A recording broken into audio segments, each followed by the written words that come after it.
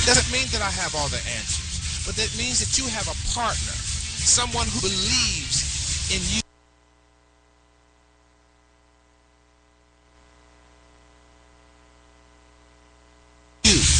Not the you see right now, but the you can't imagine. The you that you are to become. The you were destined to be. I always say we both need the positive and the negative. It's not enough to have the knowledge of the matter, but we must have the wisdom as well.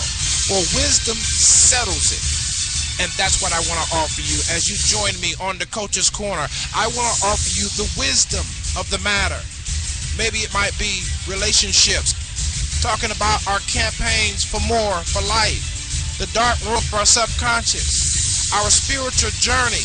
Whatever it is, I want to be there to encourage you, to build you, to challenge you, to cheer you on to the finish line. I'm qualified to do this. Why? Because I'm you. Well, that was a rocky start. Man, my goodness, just all kinds of technical problems at the station today. But welcome aboard. Assuredly, I have my issues. A lot of them are tech issues as well. But we want to thank you for listening, Twitter. Thank you for our followers. It's organically growing, Twitter. Our Twitter is organically growing because we do not have a social media manager as we have had in the past. But we are welcoming anyone who wants to volunteer. You know, people pretty much are into their own thing. The sense of community is pretty much almost gone. And I want you to help revive that by talking to us. Talk back to us on Twitter, Facebook, and beyond. Spreaker, Voicecast, wherever you may see SIPN or Select USA TV iBroadcasting Network, digital content. Okay, so let's make some things happen. Today we're going to continue to talk about the secrets to loving and finding love, and I trust that you will tolerate me to get right into things. I was thinking about my last session, and I was thinking about whether or not some people may have the ability to even face the truth. The truth is going to be extremely painful. It's not going to be as painful as it's not going to be as painful if you look at life already through the lens of what can I do better. If you are perceptive as second nature, you know. But for those of you that you know, have abandonment issues, control issues, it's going to be hard to look at the truth, because we said on last session that in order to find love, express love, cultivate love, all of those things, we have to be willing to tell ourselves the truth. And we don't get those moments every day. I just happen to be a product of a lot of therapy as a child, particularly. And you know, those of you that have been following me, you know a portion of my story, but most people are not, and not to pat myself on the back, it's just an observation. Most people are only introspective as to the things that they want, the immediate things that they want, the things that can come fast. But I have found that people don't like process, and they don't like pain. None of us likes pain. None of us really likes process, to be honest with you, myself included. So, but what I'm saying is, once you aggregate yourself towards the fact that process is just a part of life, you know. For instance, you know, I remember when I put my first suit in layaway. Well, why do I remember it? Because it was a big process. My father, you know, it was my graduating suit for 9th grade. My father made a big deal out of it. And of course, I was working. I had put it in layaway because the man gave me special permission, because I don't think normally they had layaway. You know, and so that whole process, and I wore that suit like for years thereafter, the 9th grade, because I was the same size, didn't really get any bigger until, you know, I gave it away. But I remember that process. So process is not bad, but because we are so busy jumping around and moving about and not solving, you know, not resolving, you know, I always say that you could tell one's maturity by their conflict resolution skills. If they're not willing to solve things, leave them alone. I mean, you got to do more than gossip about a problem. You got to do more than complain about a problem. You got to just know the skills or acquire the skills to solve problems. So as we talk about the secrets to love and finding love, we talked about the truth meter. We talked about your ability to be able to look inside. But I was also thinking about, what if I can't be honest? And when I say that, I mean you're in a double down relationship. You're in something you shouldn't be, either by everyone else's admission or even by your own, or you want to do better but you can't, because in your mind you think you can't.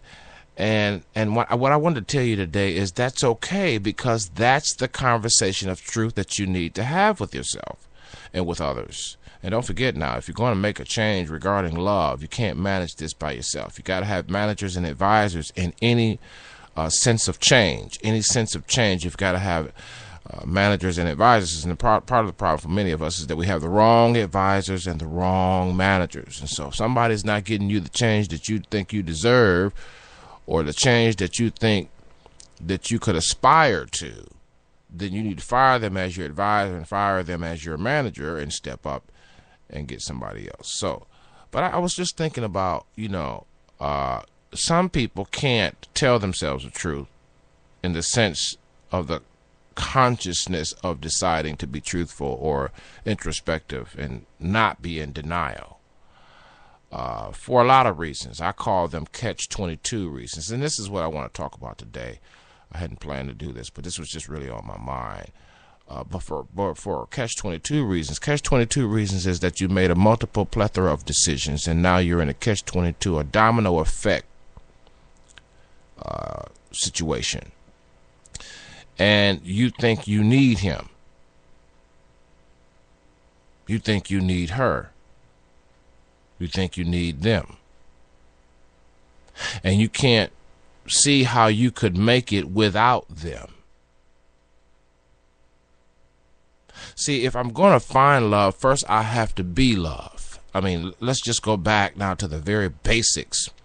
We're so busy doing for the sake and in the name of love that we forgot that God in and of himself is love. And therefore, if we are co-creators or created after his image, for those of you that believe in God, for those of you that believe in God, because everybody don't believe in God, and I'm acknowledging that right now.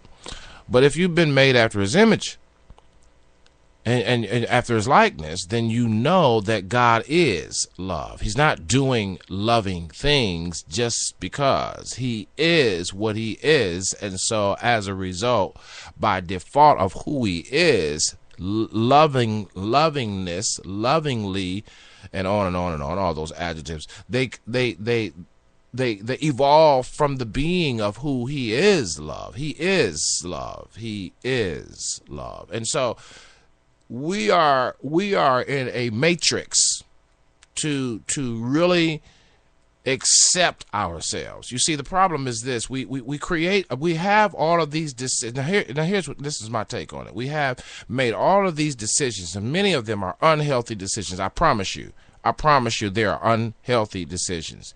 They are unhealthy, from sexual decisions to financial decisions to collegiate decisions, career decisions, on and on and on, relationship decisions. The whole congruent of the matter, we've made a plethora of wrong decisions. We get ourselves in catch-22s. And catch-22s is when you got to live with somebody. And I'm talking about your parents, or when you got to move back home.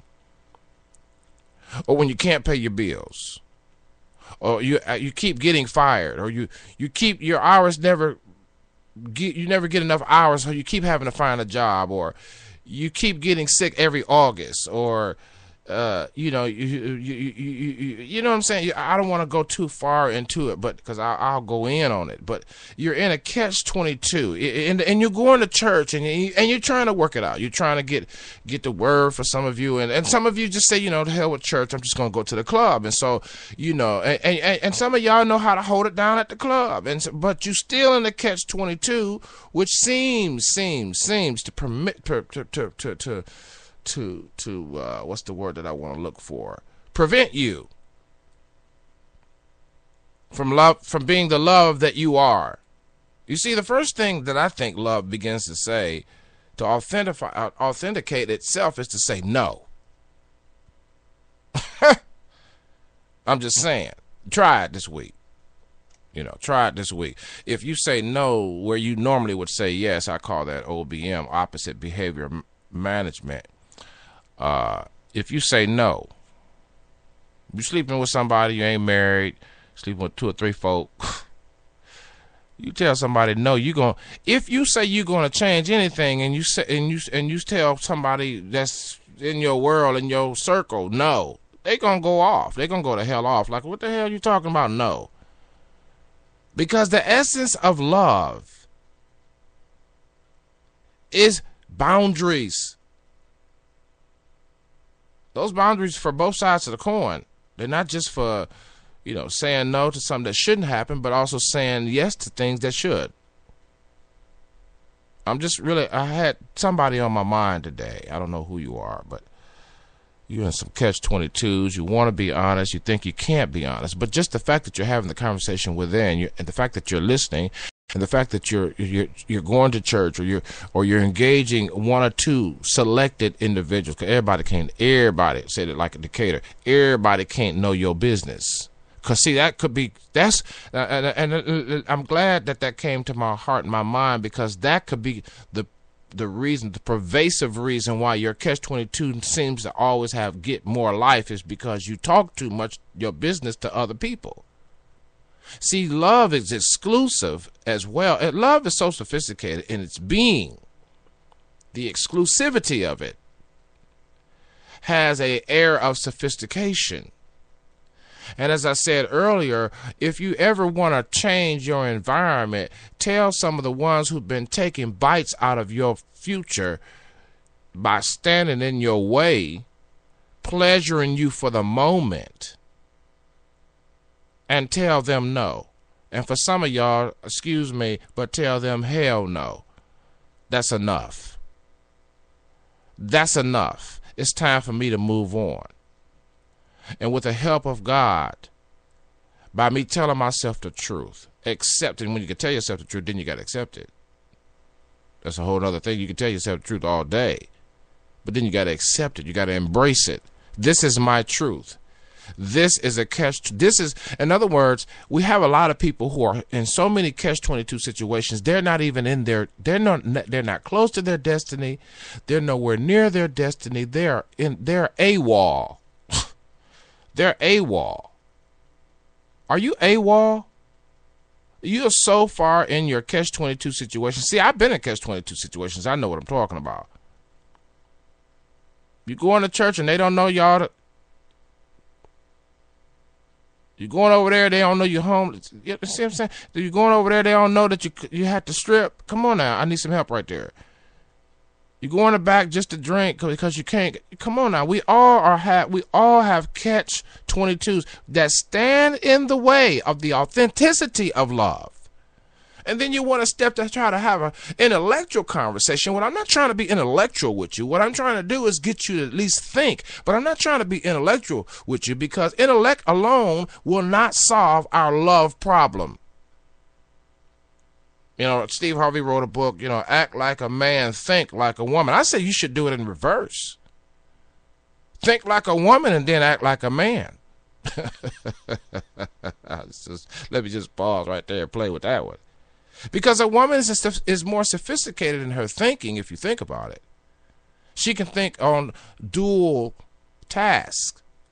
She switches from left brain to right brain, and right brain to left brain interchangeably. She can sense something without having to put the intellect in its place. And she'll say something like the old mothers used to say, well, I know something ain't right, but I just can't quite put my finger on it. So I think the book should be in reverse. Think like a woman and act like a man. Or did I say that? Act like a man and think like a woman. Right. But But you know what I'm trying to do. What I'm trying to do in this session is just have an honest conversation with you. That there are some people that feel that they cannot tell themselves the truth. And then after you pass that conversation, there's another conversation that we need to have, that people cannot embrace the truth. I haven't, for instance, I can't think of the guy's name, but the guy that went off on one of the popular shows a couple years ago, cannot think of his name. But anyway, he realized that he had an anger problem. And then, of course, if you couple anger problem or any emotional dysfunction with drugs or a controlling substance, you triple the problem. Now you're creating a domino effect. You're creating a catch-22 effect. So let me just go back and define this, that catch-22s are when you combine negatives expecting a positive. But it's going to be a minute until you sort out the connectivity of all the negative decisions, or the neutral. Neutral is just as bad as negative. Neutral decisions are just, if you don't decide, that's just like deciding on the wrong team. But catch-22s are all the congruence and the ingredients of those decisions. For instance, you got an anger problem, you got an emotional issue. For many reasons, but you finally trace it and pinpoint it, that you were abandoned and rejected and things of this nature. But then you drink with it, and the drinking is connecting to the club with it, and the clubbing is connecting with your girl with it. So now when you try to change your life and you try to manage yourself out of the catch-22, actually the catch-22, in my opinion, turns into a domino effect. Then what happens is you start talking to your girlfriends. Well, see, they part of the problem. What the hell? They part of the problem. Why would you want to keep talking to them? Well, girl, come on over, and so you go over there and you start talking, and then you start drinking, and then y'all start planning to go to the club. I'm not saying for you, hey, those of you that do the club, that do you, okay? But I'm just telling you about people's catch-22s, and I'm using that as an example, as a catch-22 example, which creates a domino effect, and then all of a sudden you have a congruent of circumstances by which you are nowhere near purpose, nowhere near destiny, and you talking about you want to find a man. Hell, you got to clean up. You got to clean up first. You are so far out there. And that's what I was saying, that first begin to love yourself. And loving yourself is a full-time behind-ass job. Excuse me, but loving yourself ain't easy. Because you done made some mistakes. Because you done fouled some things up. Because you have really, in the booth in the back, not been as authentic as you have presented yourself to be. And you wondering why this member or that person or this company, why you keep going through the same thing, is because you have not faced the truth about you. And facing the truth doesn't mean you're going to all of a sudden, through some magical spiritual session, you're going to change everything. But facing the truth is a start.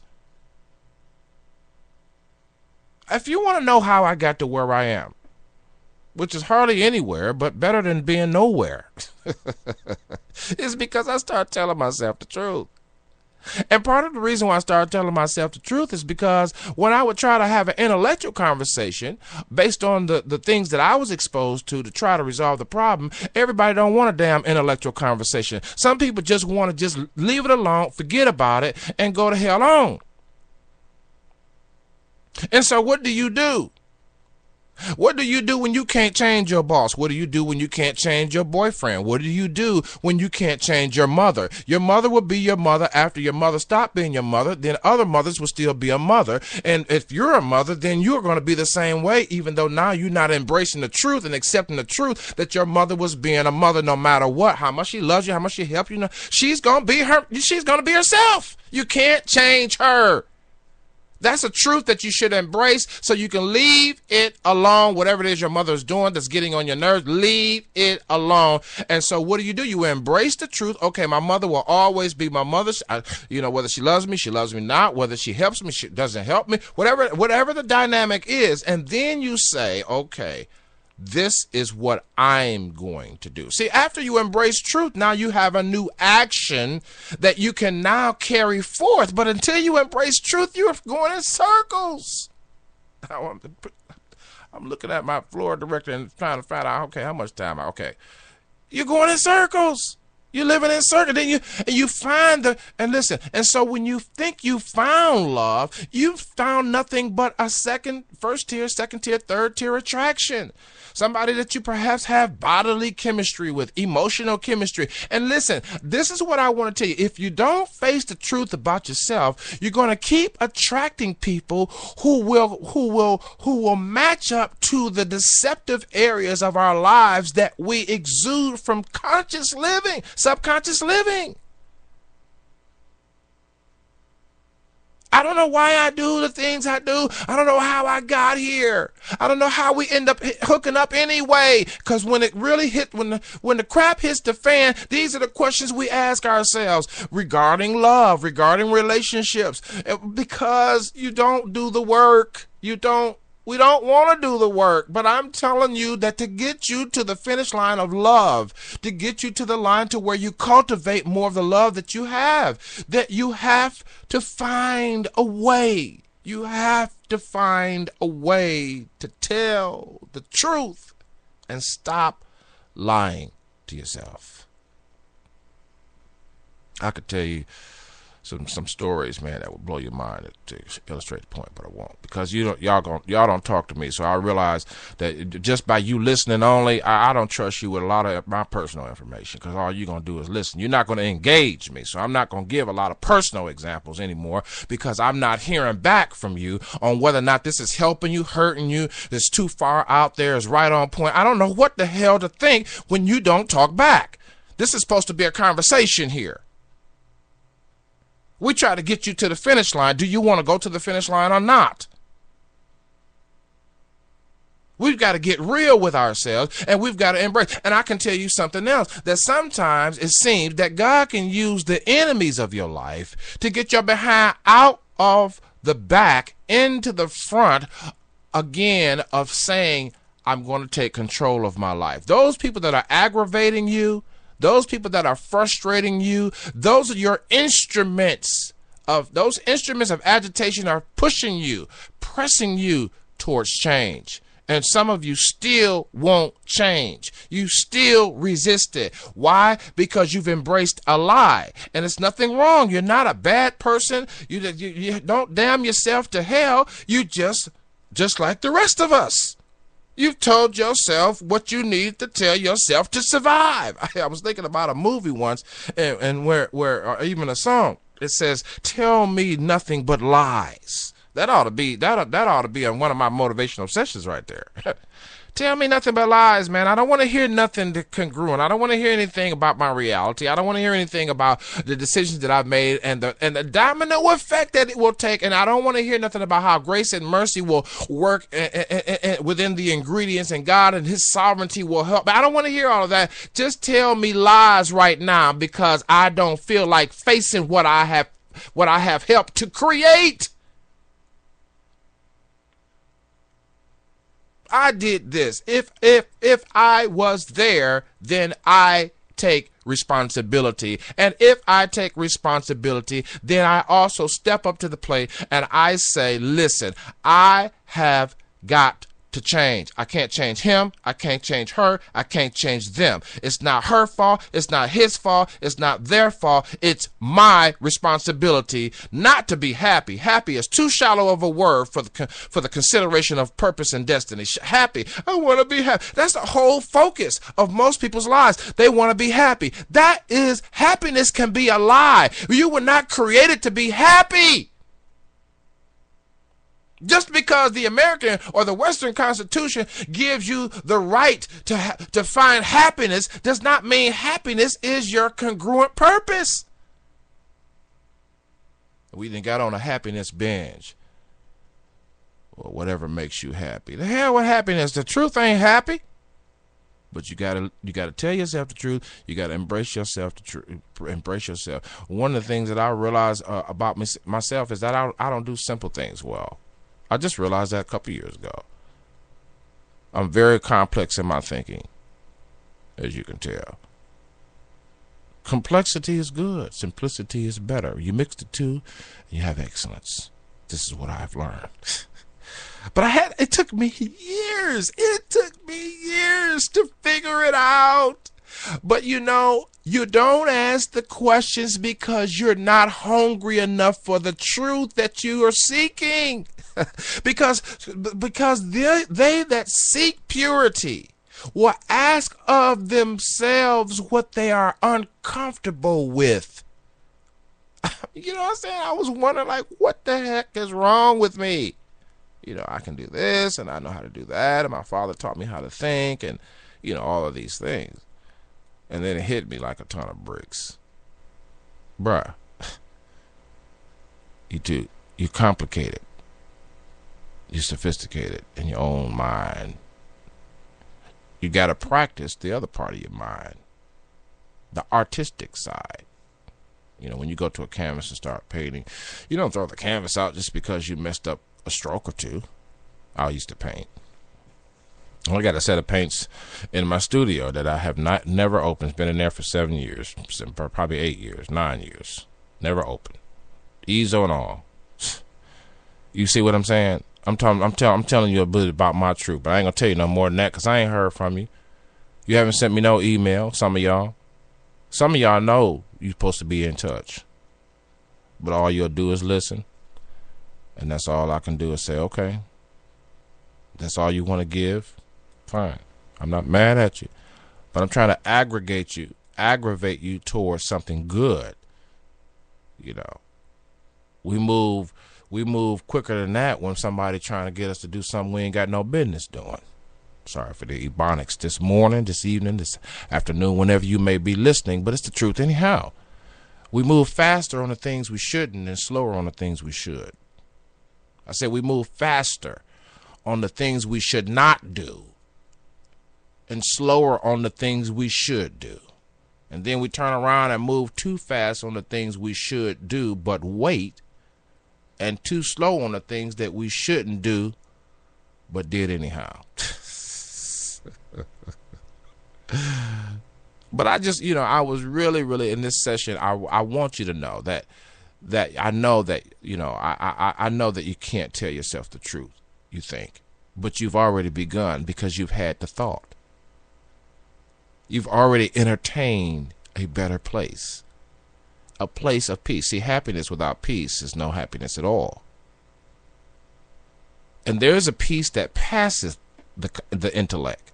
You only get that from the Lord, for really to be honest with you. There's a peace that passes intellect. Now, there's a peace within the framework of intellect, but there's a peace that passeth intellect. You're trying to build your life intellectually, you may be missing some compassionate components, but I want to celebrate you embracing the truth. I mean, you admitting, and it begins with admission. Not to the people who run their mouths, to the other people, and then it gets all around. Then you get discouraged. We're talking about inner conversations that you need to have with yourself, with the Lord, with even sometimes you have to just have that conversation with yourself, either through your journaling, through your recording, your video diaries, whatever have you, and just you got to hear yourself. You got to put some audible sounds to your thoughts. You got to stop giving all of your verbiage in empty places so that you can hear. Because that is the secret of love. Begin within the well that you have. Begin in the well. What is the well? Your heart. Your heart is a well of love. Your heart is a well of love. My time is going. Time goes quick when you're having fun, right? All right, so your heart is a well of love. It's a whole lot of love in there. It's a whole lot of love inside that heart of yours. I'm not talking about how good you can get down in bed. I'm not talking about how good you can preach. I'm not talking about how high your prophetic voice is. Oh, I ain't talking about none of that. I'm talking about your ability to get along with folk. I'm talking about your ability to move your family to the next dimension. I'm talking about the ability to move yourself to the next understanding of how to help your children. There's a whole lot of love inside of you. And it comes from God, because God is love. He's not trying to be loving. He is, thereby he does. This Coach, until next time, take care of yourself.